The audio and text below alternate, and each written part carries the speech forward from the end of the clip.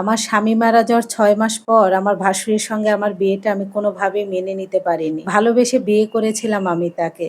যেদিন ১ম শ্বশুরবাড়িতে গিয়েছিলাম, আমার শাশুড়ি ঘাড় ধাক্কা দিয়ে বেরও করে দেয়নি, আবার বুকে জড়িয়ে ভালোবাসেনি। ১ম দিন রাত্রে আমার শাশুড়ি বলে, "শোনো বউ, কোনোভাবেই যেন তোমার গর্ভে সন্তান না আসে। আমার ছেলে যখন তোমার কাছে আসতে চাইবে, তুমি ওকে দূরে সরিয়ে রাখবা।" আমার শাশুড়ির এমন কথা শুনে আমি অবাক হয়ে যাচ্ছিলাম। বাংলা ছবিতে আমি দেখেছিলাম শাবানার বিয়ের পর আলমগীরের মা শাবানাকে বলে, "কোনোভাবেই যেন আমার সন্তানের বাচ্চা তোমার গর্ভে না আসে।" এই কথা আমার শাশুড়ি আমাকে বলেছিল।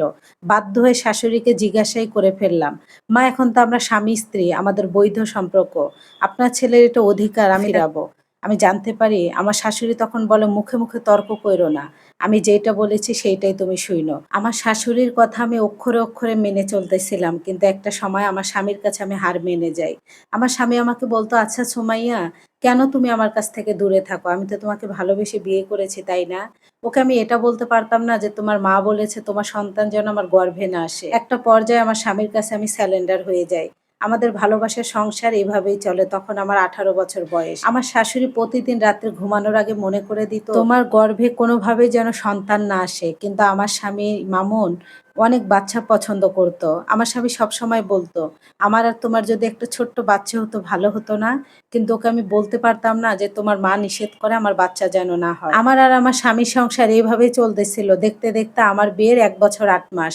আমার শাশুড়ি যে একদম আহামরি আমাকে ভালোবাসতো এমনটাও নয়, আবার একদম যে আমার নামে বদনাম করে বেড়াতো এমনটাও ছিল না। চলতেছিল। হঠাৎ করে এক রাত্রে আমার হাসব্যান্ডের প্রচণ্ড জ্বর আসে।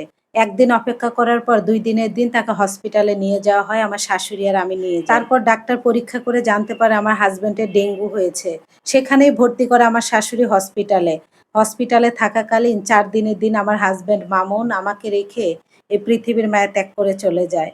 এই পৃথিবীর মায়া ত্যাগ করে চলে যাওয়ার আগে আমার হাত আমার শাশুড়ির হাতে দিয়ে বলে, "মা, এটাই আমার শেষ আমানত। আমি তোমার কাছ থেকে কিয়ামতের ময়দানে নিব। আমার এই আমানতকে তুমি খিয়ানত করো না। ওর দিকে যদি তাকাও বুঝবা যে তোমার মামুন ওর ভিতরে বেঁচে আছে।" আমার হাসব্যান্ড মামুন যখন এগুলা কথা বলে ওর মুখ আমি জড়িয়ে ধরে বলি, "এগুলা তুমি বলো না মামুন, আমি তোমাকে ছাড়া বাঁচবো না।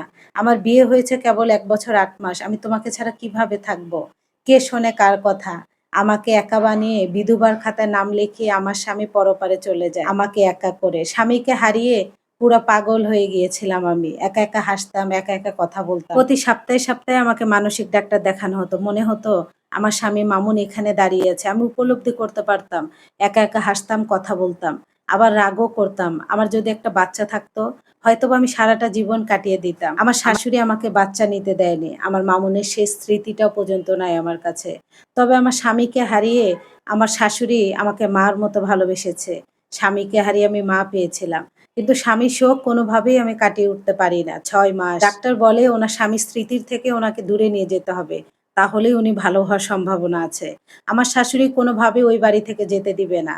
আমার বাবা-মা জোর করে আমাকে আমার বাবার বাড়িতে নিয়ে যায়। সেখানে নিয়ে ৩-৪ মাস চিকিৎসা করার পর মোটামুটি আমি সুস্থ। তখন আমার বাবা বলে, "আমার মেয়েকে আমি অন্য জায়গায় বিয়ে দিব।" তবে আমি রাজি না, আমার স্বামীর জায়গা আমি কখনোই কাউকে দিতে পারব না। আমার শাশুড়িকে বলে, "আমার মেয়ের কম বয়স, আমার মেয়ে ২০ বছর বয়সে বিধবা হয়েছে। অন্য জায়গায় বিয়ে দিব আমি।" আমার শাশুড়ি ১ম সাই দিলেও ৩ দিন পরে আমার শাশুড়ি আমাকে দেখতে যায় আর কান্না করে দিয়ে আমার বাবার হাত ধরে বলে যে, "বিয়াই, আপনার মেয়েকে অন্য জায়গায় বিয়ে দিবেন না। আমার ছেলের এটাই শেষ স্মৃতি। আপনার মেয়ের মতো ভালো মেয়ে আমি কখনোই পাবো না।" তখন আমার মাথায় হাত বুলিয়ে দিয়ে আমার শাশুড়ি বলে, "মা, তুমি আমাকে ভুল বুঝবা, এটাই স্বাভাবিক। আমি তোমাকে বাচ্চা নিতে দেইনি। আমার কম বয়সে বিয়ে হয়েছিল। আমার বেবি হওয়ার পর অনেক সমস্যা হয়েছে আমার। আমার মেয়েলি অনেক সমস্যা হয়। এজন্য আমি তোমাকে বাচ্চা নিতে না করেছিলাম। আমি যদি একবারও জানতাম মা আমার মামুন এত কম বয়সে চলে যাবে, আমি তোমাকে কখনোই বাধা দিতাম না বাচ্চা নেওয়ার জন্য।" অথচ আমি এতদিন আমার শাশুড়ির উপরে রাগ করেছিলাম।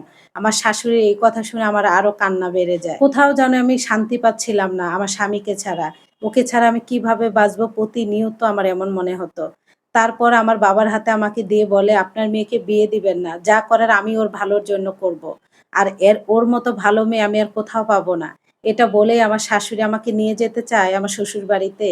তবে আমার বাবা যেতে দেয় না। চলে যায়। ৭ দিনের মাথায় আমার শাশুড়ি আমার ভাসুরকে নিয়ে আসে। বলাই তো হয়নি আমার ভাসুর আকাশ উনি জার্মানে লেখাপড়া করতেন। ২.৫ বছর যাবৎ ওখানে থাকে, উনি বিয়ে করেনি। আমাকে উনি দেখেওনি সশরীরে। ভাইয়ের শেষ দেখাটাও সে দেখতে পায়নি। আমার শাশুড়ি ওনাকে জোর করে একরকম বিদেশ থেকে এনেছে। ওনার আরো ৬ মাস পর আসার কথা ছিল। ওনাকে রাজি করিয়েছে আমাকে বিয়ে করার জন্য। আমার শাশুড়ি বাড়িতে ঢুকে হেসে দিয়ে বলে আমার বাবাকে, আমার বড় ছেলের বউ করে নিয়ে যাবো আমি সোমাইয়াকে। এই কথা শোনার পর আমার মনে হয়েছে আমার পায়ের নিচে মাটি সরে যায়। আমার স্বামীর জায়গায় আমি কিভাবে অন্য পুরুষকে দিব? এটা কখনোই সম্ভব না। আমার বাবা-মা এক পর্যায়ে রাজি হয়ে যায়, ছেলে শিক্ষিত জার্মানে থাকে। আর আমার শ্বশুরবাড়ির আর্থিক অবস্থা অনেক বেশি। কিন্তু সবাই রাজি হলেও আমি আমার স্বামী মামুনের জায়গা কাউকে দিতে পারছিলাম না। আমার শাশুড়ি, আমার বাবা-মা, আমার ভাবি, আমার ভাইয়েরা অনেক বোঝাচ্ছিল, "তোমার স্বামী মারা গেছে, তোমার বয়স কম।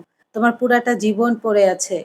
ও তো চলেই গেছে।" কিন্তু আমি রাজি হচ্ছিলাম না। এক পর্যায়ে আমার শাশুড়িকে আমি রাগ করেই বললাম, "আপনার ছেলে না আপনাকে আমানত দিয়ে গিয়েছিল? আপনার বড় ছেলের সঙ্গে আপনি কিভাবে বিয়ে দিতে চান?" তখন আমার শাশুড়ি বলে, "মা, আমানত যেন খেয়ানত না হয় এজন্যই আমার বড় ছেলের বউ করে তোমাকে ওই বাড়িতে নিয়ে যেতে চাই। তোমার বাবা-মা যেন অন্য কোথাও বিয়ে না দেয়।" আমার শাশুড়ির কথায় তবুও আমি রাজি হই না। আমার ভাসুরকে আমি এই ৩ দিনও দেখিও নাই, তার সামনেও আসিনি। কারণ সে আমাকে বিয়ে করবে শুনেই আমার তার প্রতি ঘৃণা চলে এসেছে। আমার বাবাকে বলে, "আমি আপনার মেয়ের সঙ্গে সরাসরি কথা বলতে চাই।" আমি কথা বলবই না, তার সঙ্গে রাজি না। আমার ভাইয়ের বউ বলে, "আমি থাকবো।" তখন আমার ভাসুর বলে, "আপনি কি মামুনকে ভালোবাসেন?" আমি বলি, "হ্যাঁ।" তখন সে আমাকে বলে, "আপনি যদি মামুনকে সত্যিই ভালোবেসে থাকেন, মামুনের মার প্রতি আপনার কিছু দায়িত্ব আছে। আর মামুনের মা আপনাকে ছাড়া এখন বাঁচবে না। তার ছেলের শেষ স্মৃতি হচ্ছে আপনি। আপনাকে কোনোভাবেই সে নিতে চায়। আপনি কি ভেবেছেন? আমি আপনাকে ইচ্ছা করে বিয়ে করতেছি? না। আমার মার কথা ভেবে শুধু আমি বিয়েতে রাজি হয়েছি। আমার বিয়ে করা না করা সমান। এখন আমার একটা ভাই নাই। আপনি যদি সত্যিই মামুনকে ভালোবাসেন তাহলে আপনি বিয়ে করবেন। আপনার কাছ থেকে আমি স্ত্রীর কোনো মর্যাদা চাই না। আপনি শুধু মামুনের মার কাছে থাকবেন। এর থেকে আমার আর কিছু চাওয়ার নাই।" কিন্তু আমার ভাসুর এইটা বলেই চলে যায়। আর বলে, "যদি রাজি থাকেন তাহলে জানাবেন।" আমি উনার কথায় তবুও রাজি হতে পারছিলাম না। আমি উনাকে ১ম দেখলাম। উনি দেখতে যেমন সুন্দর তেমনি স্মার্ট তেমনি শিক্ষিতা। উনাকে কোনো মেয়ে এক দেখায় পছন্দ করে ফেলবে। সেখানে আমি উনাকে রিজেক্ট করতেছিলাম। উনি ১ মাস পর রাগ হয়ে আবার জার্মানে ব্যাক করতে চায়। আমার শাশুড়ি এদিকে হার্টের প্রবলেম ধরা পড়ে কান্না করতে, করতে। এক ছেলেকে হারিয়ে উনি এমনি শোকাহত। লাস্টে আমি রাজি হয়ে আমার বাবা-মাও রাগ হয়। একটা মানুষ তোকে বিয়ে করতে চেয়েছে, সবকিছু মেনে নিয়েছে। তোর কাছে কখনো স্বামীর অধিকারও চাইবে না। তবুও তুই রাজি না? তারপর আমি বাধ্য হয়ে রাজি হয়ে আমার বাবা জানায় আচ্ছা। তারপর উনার সঙ্গে আমার ছোটমোটো একটা আয়োজন করে বিয়ে হয়ে যায়। আমার শাশুড়ি আবারও আমাকে পরিপূর্ণ করে ওই বাড়ির বড় বউ হিসাবে বরণ করে নেয়। আর আমার হাতে সব সংসারের দায়িত্ব দিয়ে দেয়। আল্লাহ তাআলা চাইলে কি না করতে পারে? আমি কি কখনো ভেবেছিলাম আমার এই ভাঙা জীবনটা আবার গড়ে যাবে, আবার জোড়া লাগবে? আমরা যা না চাই আল্লাহ তাআলা আমাদের জীবনকে আরো পরিপূর্ণ করে পাঠিয়ে দেয়। ওই যে একটা কথা বলে না, দিন শেষে আল্লাহ তাআলা উত্তম পরিকল্পনাকারী। এখন আমার স্বামীর সঙ্গে আমি অনেক ভালো আছি। আমার বিয়ের ২ বছর চলতেছে। সবাই আমার জন্য দোয়া করবেন। এটা একটা আপুর লাইফ হিস্টোরি। ধন্যবাদ সবাইকে।